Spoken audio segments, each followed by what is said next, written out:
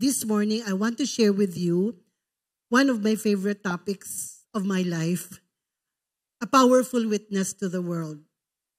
Witnessing is not very easy for me, or was not very easy for me. I am a shy person. Can you imagine? I was a shy person. I would not dare stand in front of people. I would not dare even open my mouth. I would not dare even to show anything to any other people. I just wanted to keep quiet on my side of the room. But, when I got born again and when I accepted the Lord Jesus Christ in my life, and I saw the challenge of sharing the Word of God, I put my hand on the plow and never turned back.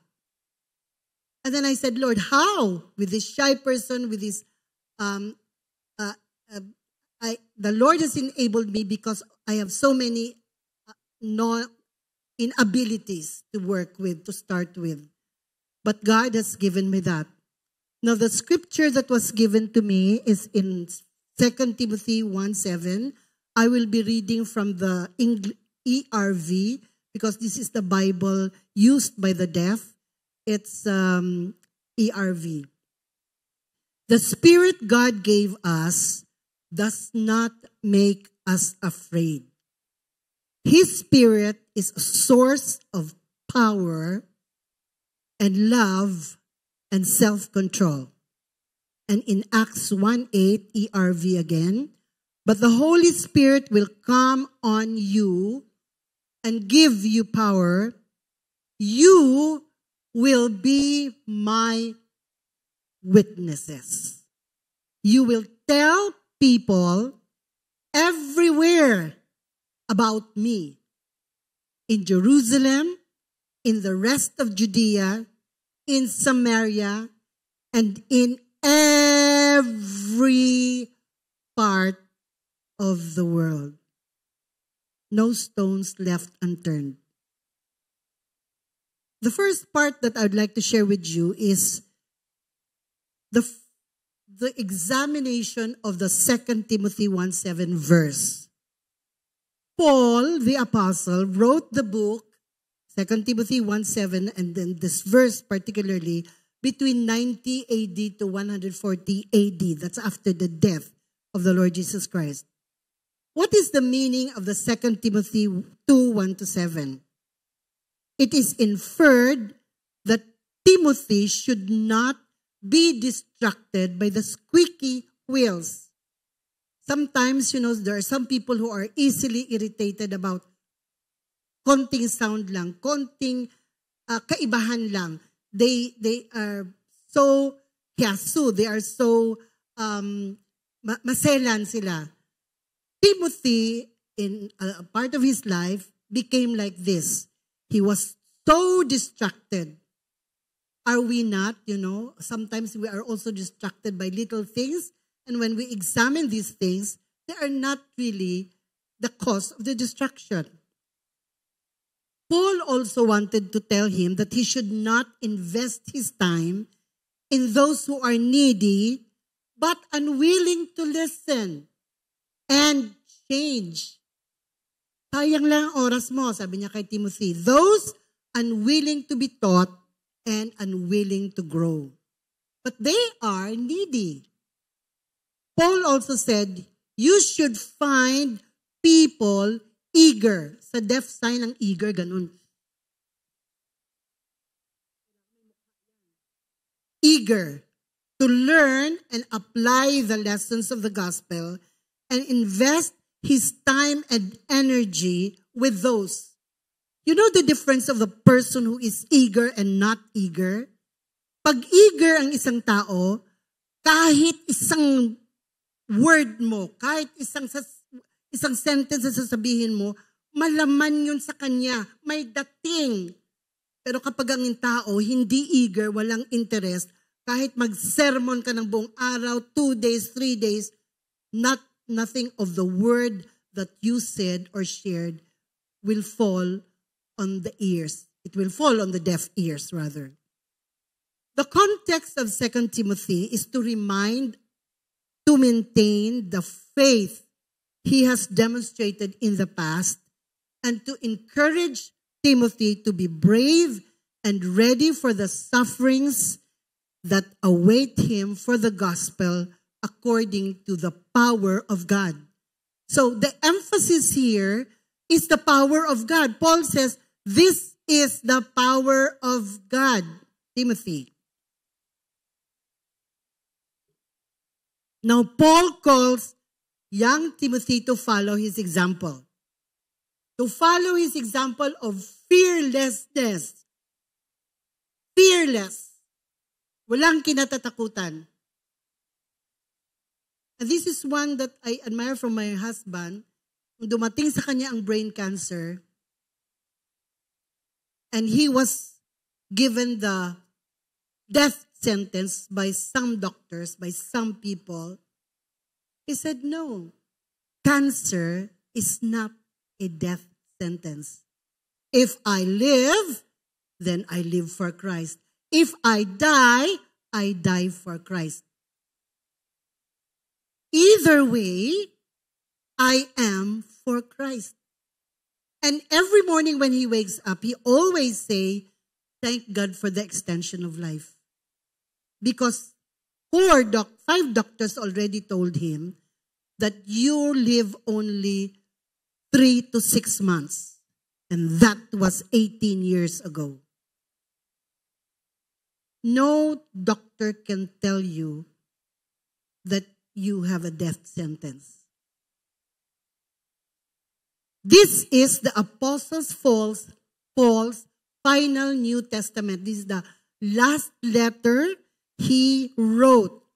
And he reflects on the real challenges he faces.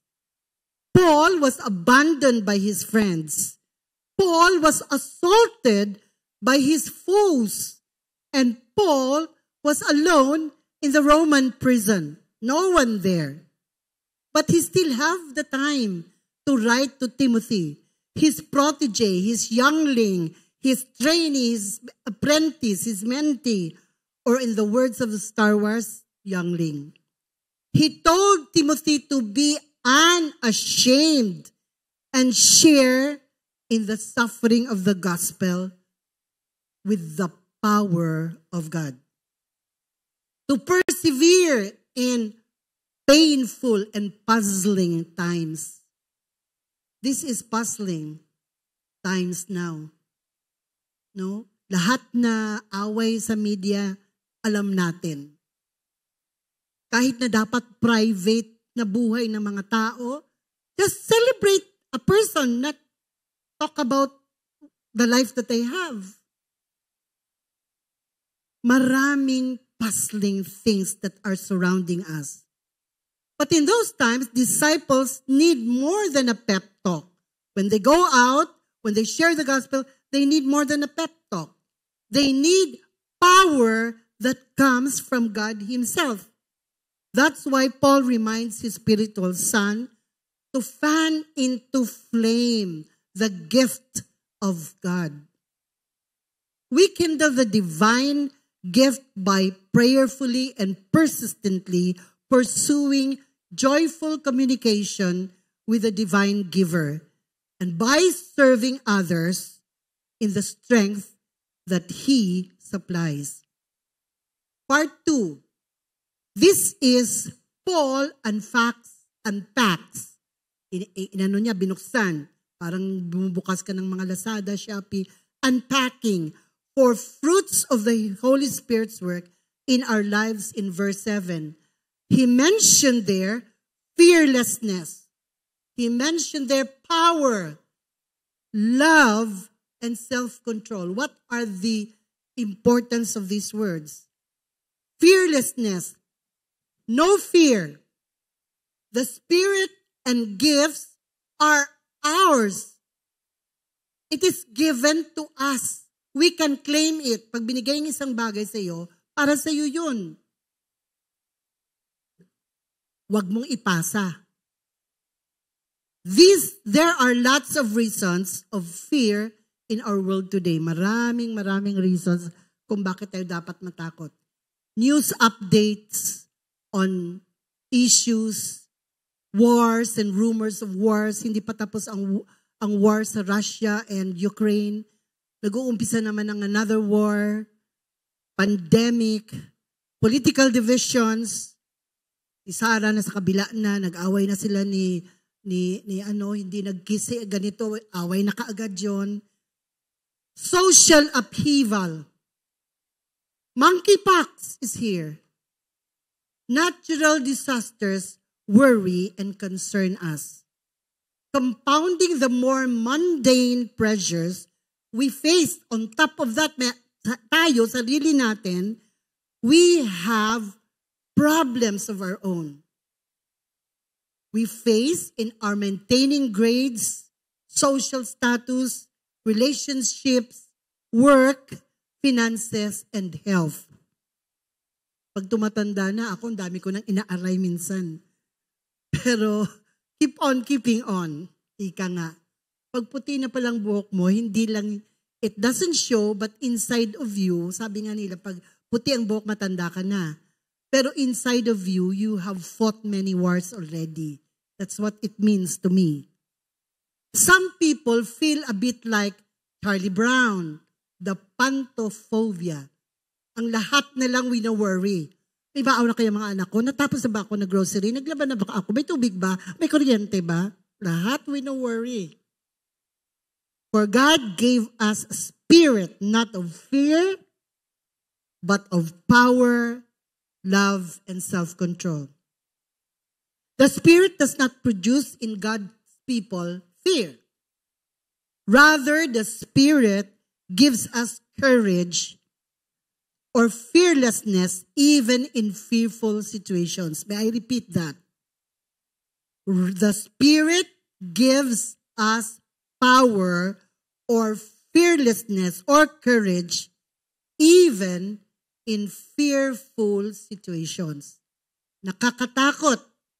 And yet, because of the Spirit of God, we are not fearful. Instead of fear, the Spirit gives us power. We all face situations where we feel fearful and afraid. For some, speaking in front of others are afraid of confrontation, others of being made to look foolish, others are afraid of rejection, or are afraid of failure. We all deal with fear every day. Again, God has given us a spirit of power. The first step in dealing with fears is to understand that they are not from God. It is a significant step to say, this is not making me feel like this. Pag may fear ka na and it grips you and it weakens you, this is not from God. God has not given me this. Perhaps it is from our personality, perhaps a weakness of flesh, perhaps a demonic attack, but that is not from God. Fear is not from God. It's just natural. However, this verse challenges us to literally set our fear aside and focus on the new spirit that God has given us. Fear and timidity will keep us from using the gifts that God has given. God has given us all we need to live as daily as unstoppable overcomers. The choice is ours. When fear comes, we can merely say, go away. I have Christ. I am strong in Christ. Paul calls young Timothy to follow his example of fearlessness in suffering and fearlessness in the ministry. This is the apostle's final letter, and he reflects on the real challenges he faces. Instead of fear, the Spirit gives us power, a spirit of boldness. Hindi naman nag-o-over na boldness. Yung spirit na boldness, na steady. Hindi naman yung parang overwhelming. Steady lang. The scripture says that the righteous are as bold as a lion in Proverbs 28:1, and we belong to the tribe of Judah. If we belong to the tribe of Judah, we cannot be anything less. Like a lion, which has its fangs and its hooks. We have the spiritual DNA of the lion in us. A giant cannot give birth to a dwarf. Boldness is one of the characteristics of the Holy Spirit imparted on the believers after Jesus has ascended up into heaven in Acts chapter 2. If you are not bold, then you will be fearful. When fear comes upon a believer, it does not live the person the same way positively. Pag may takot na, it's not the same way anymore. Most times, we are a victim of fear. We cannot have fear and faith at the same time. Take note of that. There must only be either faith or fear, but not at the same time. Fear is the most influential emotion in the world. The heart does not have the emotion. It's in the amygdala, at the back of our brains. But when fear grips in the life of a person, everything else, parang hindi ka na makaisip ng tama. Parang hindi mo na kayang gawin ang lahat. Kasi by fear, snap out of it. The enemy knows that he cannot destroy us until he puts fear in us. We need to break off of the hold of fear in our lives. Let us be determined to live fearlessly. No fear. Let us not allow fear to stop us from fulfilling God's plan for our lives. We need to know who we are in Christ and that we have not given the spirit of timidity. Because Jesus has promised this, His witnesses, heavenly power to carry out the global mission. Paul stresses that God shows His supreme power in our weaknesses. Spirit-produced power enable us to endure suffering and to abound in hope whatever the circumstances we face. Health issues, money problems, family relationships. So all of that should be gone. In Acts chapter 1 verse 8, talks about the Great Commission. It says, "But ye shall receive, but the Holy Spirit will come on you and give you power, and you will be my witnesses.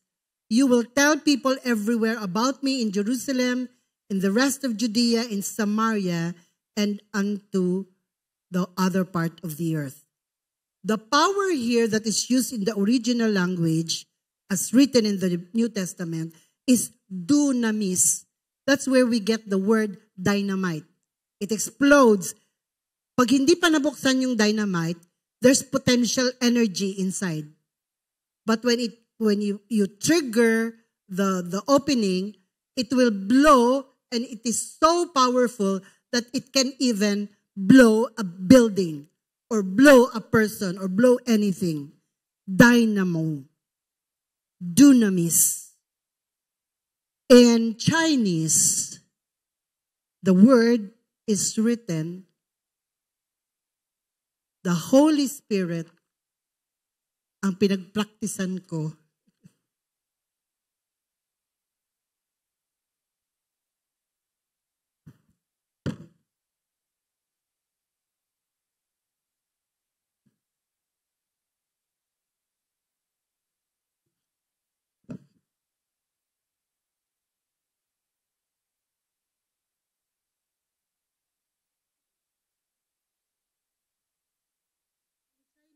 character, you have always so many radicals, different characters that have its own meaning, and yet when combined together, has a different meaning.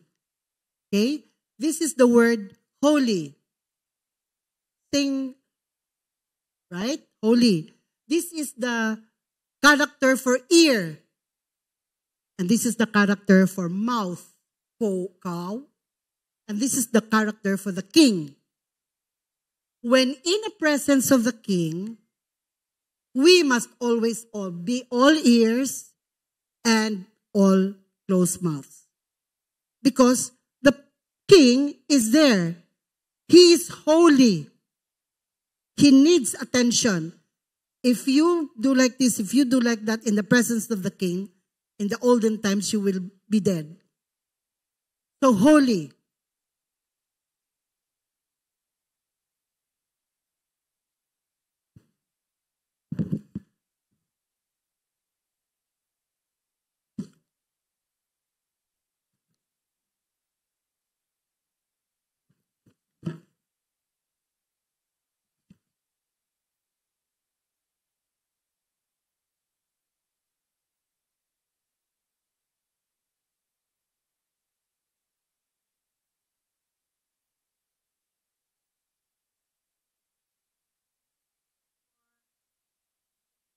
This is the character of spirit or ghost. They use it, but I don't like to use ghost. Holy Spirit. The Spirit has 4 radicals combined together. The one on top is like rain or water. One of the symbols of the Holy Spirit in the Bible is water. Holy Spirit is like water. See? Okay, the flowing there. And then you see the 3 mouths again, the Father, the Son, and the Holy Spirit. And this is heaven and earth. There were 2 persons hanging on the cross. The Spirit. So powerful. Looking at that, I like Chinese characters. I like to study the radicals. I like to have the meaning.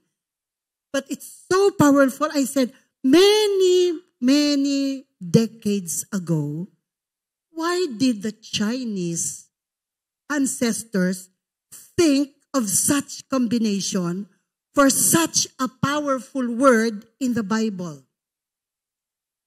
Such a powerful word. The Greek word dunamis in the Bible is used 120 times in the New Testament.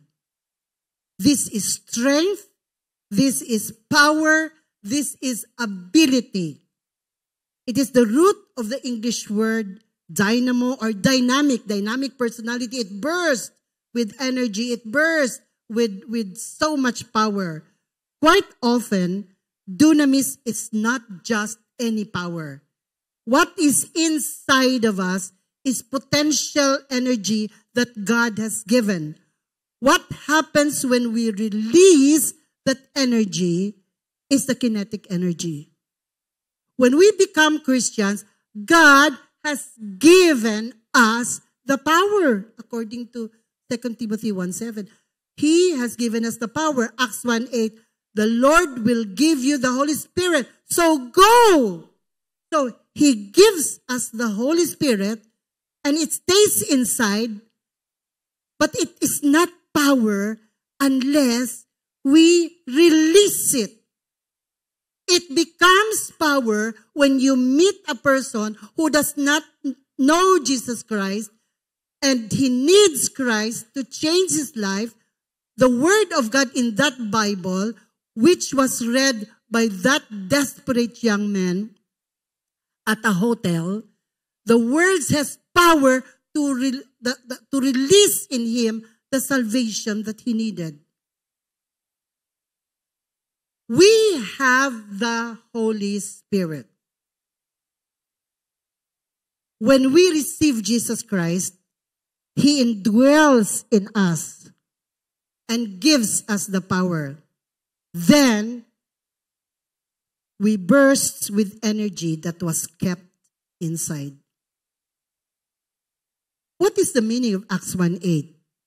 It was the power of the Holy Spirit, God indwelling within them and transforming them.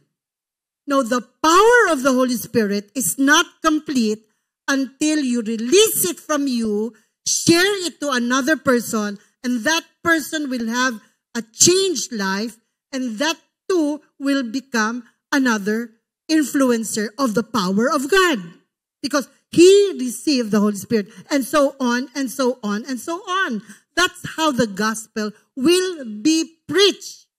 If you allow yourself to be used first, then you become a dynamo influencing the one near us.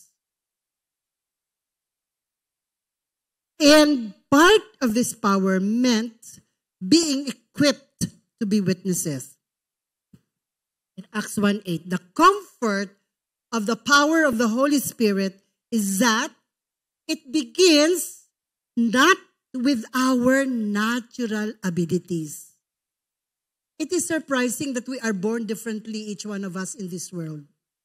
Not all of us are given the speech eloquence. Not all of us are given the charisma of a personality. Not all of us possesses good nature characteristics. But it does not begin with our natural abilities, but with looking outside of ourselves. Outside of myself, somebody needs me. If you are the last and the only and the last person that he will hear the gospel, and you turn your back and then you say, saka na lang, bukas na lang, sa next week na lang, that person might have met an accident and he will never have the opportunity to receive Jesus Christ. With looking outside of ourselves, we enable the Holy Spirit to touch other lives. This dunamis beyond the scope of the natural and is understood as being tied to the power of God. Dunamis is by definition connected to the supernatural power of God. It is not us with our deformities, with our inabilities. It is not us. It is the dunamis. What is the purpose of the Spirit baptism according to Acts 1:8? The purpose of the baptism of the Holy Spirit is to empower believers for service, to witness for spiritual warfare, and for boldness in their testimonies. Yun lang ang pinaka-purpose ng Acts 1:8.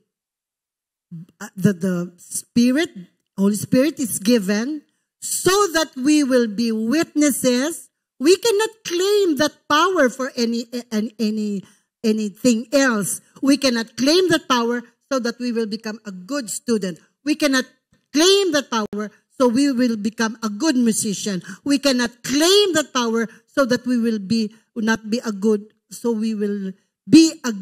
worker. No, this is specifically to witness, to share the gospel, to transform lives that you have shared with you.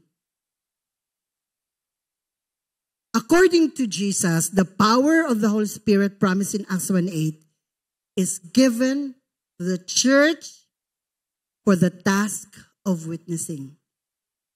So, sometimes I will surmise, if we don't witness, that means we don't have power. Or, you have the power, but it's kept inside. The dynamite is not opened yet. Because of the unique events throughout the book of Acts, this verse is often thought to refer to visible manifestations of powers in signs and wonders. But no, Acts 1:8 becomes a proof text for second blessing theology. This is not a second blessing theology, where believers can be baptized in the Holy Spirit and take their salvation for the next level. It is used repeatedly for the power born again and spirit-filled Christians have available.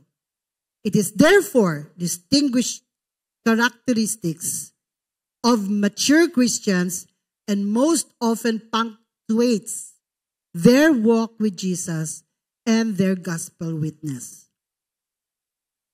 When you see a mature Christians, you can never stop them babbling about the gospel. You are considered mature if you share the word of God. The power promised in Acts 1:8 is not ecstatic utterances during a post-sermon altar call. It is not even primarily about signs and wonders, although there were extraordinary amount of miracles performed in the New Testament church. This is for the task of witnessing. We are empowered to witness to the gospel of the Lord Jesus Christ. How can that be more emphasized? The power to share. Power is not wished for. As it says in the Bible, it is a gift. The Bible says, I have given to you. You don't work for power. You cannot influence God to give you power. It is given to us, a gift of the Holy Spirit, which He endues every believer. It is a power from heaven. We shall receive power. Jesus knew that the disciples and believers during those days cannot thrive in the Christian race without power. That's why He said, remember that I will send you the one my Father promised. Stay in the city until you are given that power from heaven. God has given us the spirit of power. When we do His work, proclaim His word, represent His kingdom, we all have His power supporting us. We are safe in His hands. Second part of that verse in 2 Timothy is that I have given you not only fear of power, but of spirit of love. God has given us the spirit of love. This tells us about the power He has given us. Many think of powers in terms of how we can control others. When we have the power, we think we can control others. We think we can manipulate others, nor we can abuse others. Let us boldly proclaim His name and share with word around us. Also in the Bible, it says, this power is given to us so that we can love. Alam nyo ba mahirap magmahal? Mahirap magmahal lalo na sa taong hindi karapat-dapat mahalin. Ang hirap magmahal sa taong parang wala naman siya ginawa sa akin, kundi lagi akong ginaganon, laging walang sinasabing maganda. Ang hirap. But God tells us to love. Now this is the dunamis, the power of God to love people like that. Another part of this verse is the spirit of sound mind. Or other version says self-control or strong mind or unmovable. Ilang beses ba sa Christian life nyo na pag may dumating na unos, fear, ayoko na mag-Christian, wag na lang, di naman ako tinutulungan ng Diyos, ang dami na, hindi ko kaya. Sinasabi natin yan. But one who has the power of the Holy Spirit is unmovable, strong-willed. I know, and I know, and I know. We have a sound mind that when the wind or the storm blows, we remain strong. Jesus is our anchor in the storm. His love and faithfulness never changes, never fail. A sound mind means God has given us self-controlled and self-disciplined spirit against every confusion and panic that comes in a fearful situation. He has given us control over every ugly situation or obstacle. Kaya sinasabi nila, kapag may unos, kalma lang. Which is true. First, go as far as you can. Meditate on God's word. Meditate on what and how He did to you in the past, what He has done to you. Think about that.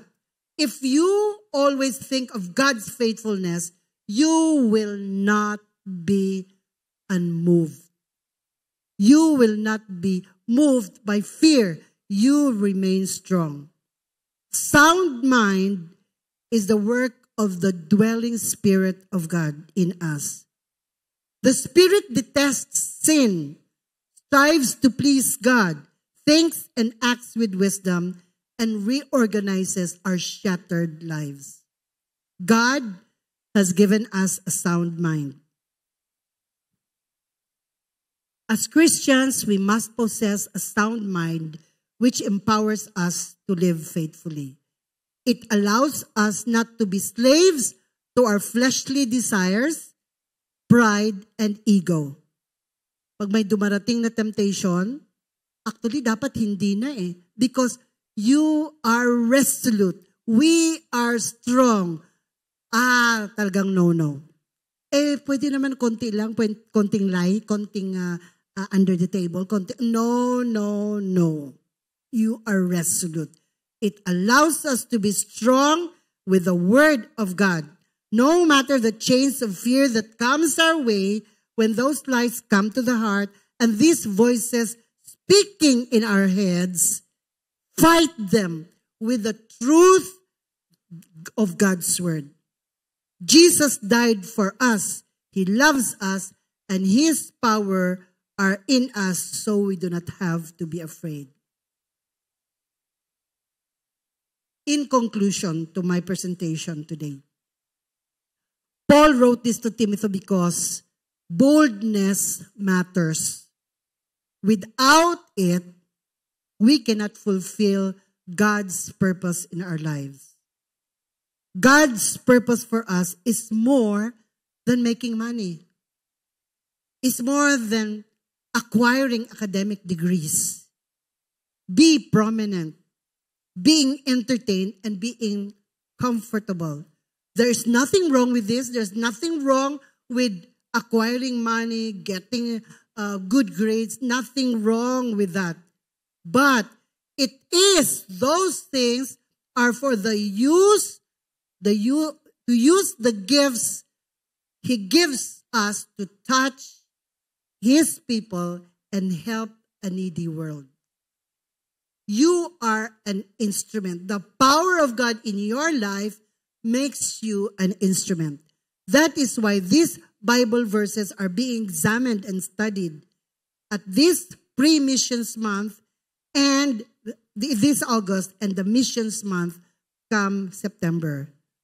The promised power in Acts 1:8 is not only for the select few. Ano lang ako, Sister Susan, katulong lang ako sa bahay. Pwede ba yun? Yes. Sister Susan, empleyado lang po ako. Pwede ba yun? Yes. Sister Susan, maliit ang negosyo. Yes. There's no different rankings in the kingdom of God. The kingdom of the risen and exalted Lord Jesus doesn't advance through signs and wonders. It doesn't advance simply through good deeds. It doesn't advance through violence and force. And it certainly doesn't advance by the church waiting possibly for the rapture. In Mindanao, I went to a church where their neighbor church, the people there are always garbed. Every Sunday, naka-prepared sila. Puti ang damit, puti ang sapatos, puti ang kanilang belo. And they always are waiting for the coming of the Lord. Sa bahay nila, dapat nakaputi din sila. And I was so amazed with that. They don't do anything except to wait for the coming of God. That is not God's call for us. God's call for us is not to wait passively for the rapture. The kingdom of God only advances through witnessing. Only. While we are here in church, we are empowered. When we go out, we should use that power. Because so many are still in darkness. In 1942, I like this book. C.S. Lewis wrote the Screwtape Letters. Every one of us should read that book. Screwtape Letters is one of my favorite books. Screwtape Letters, in there, C.S. Lewis is almost like a prophecy, a prediction, that in the end times like ours, people, not just young people, not just old people, people in general will be distracted. That is the power of the enemy. Distractions. Ang dami nating distractions. Pupunta na lang tayo sa simbahan. Ay, merong ganito, merong ganyan. Eh, manood ka. May, ngayon, may live na Zoom na, live stream, Pacquiao, etc. May mga distractions and so many other things I cannot think of yet now. But so many distractions. So C.S. Lewis wrote about this. You need to read that book. The prediction that in the end times, it's in accordance with the Bible though. I'm teaching now Daniel and Revelation for the college students. And, as I read it again, the more that I believe in the resurrection, the more that I believe in the second coming of Christ, the more that I believe in the rapture, the more that I believe that we need to hurry. We need to hurry. Because of the Holy Spirit, we can have confidence in our evangelism. We may not be the greatest speakers, or we may not have a healing ministry, or have all the answers to our questions, but we have the Holy Spirit as promised in the Bible. I gave you this promise, the Lord said. I am giving you this promise. Sa deaf ang sign language ng give, galing dito dapat give. Pag galing sa taas, give. Directional no? Directional. Give. Me giving you. That's how Jesus Christ came. He gave His Son, Jesus Christ. And when we accept Christ, He gave the Holy Spirit so that we can have tools to witness. The Gideon Bible can be your tools of witness. Tama yun. After the service, you go to Brother Jimmy and ask for Bibles. Put it in your offices. Put it in your, give it to your workers. Share it with your classmates. Do anything. Do something. Huwag niyong palipasin ng isang linggo na wala tayong nagawa for the Lord. Because sa isang linggo na yan, millions are dying.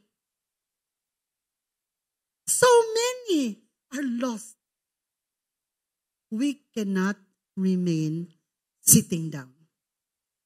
We need the power of the Holy Spirit to witness.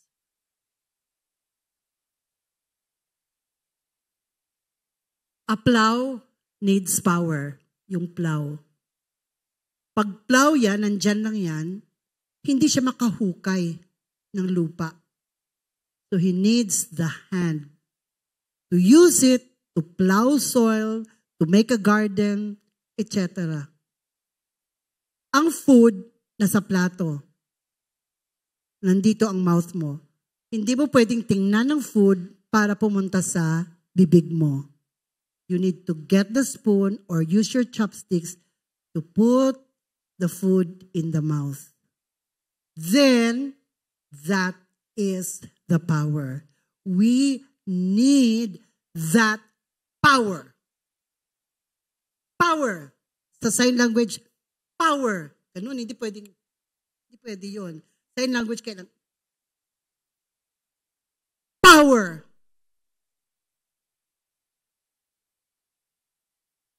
Three days during the Typhoon Karina, brown out sa BID. Wala kaming kuryente, buong campus. Walang electric fan, walang aircon, walang ilaw, nothing. We cannot even cook kasi we use the electric stove. 3 days. May mga estudyante kami noon na stranded sila sa dorm. Ang hirap pag walang power. We need the power. We need the dunamis. And it is there given to us. Binigay na nga hindi natin tinatanggap. We need the power.